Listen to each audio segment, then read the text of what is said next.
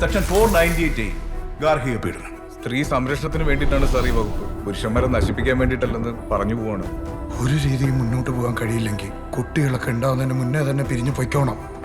പ്രതികരിക്കരുത്, കാരണം മരിച്ചതൊരു പുരുഷനാണ്. അടുത്തത് നമുക്ക് ഈശ്വര പ്രാർത്ഥനയാണ്.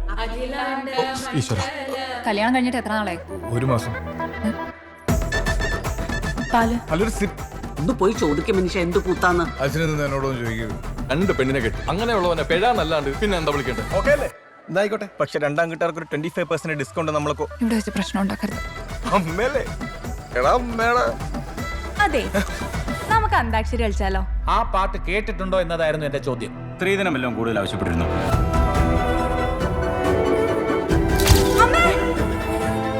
പതിവ്രതയാം ഭാര്യയെ പട്ടിണിക്കിടുന്ന നരൻ പരമഭക്തനായാലും ഗതിയുണ്ടാകും.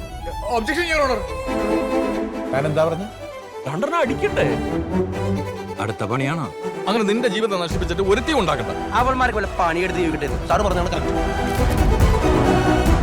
പുരാണത്തിൽ സീതാദേവിയുടെ മഹത്വം പറയുമ്പോഴും കഥയിൽ ശൂർപ്പണകമാരുമുണ്ട്.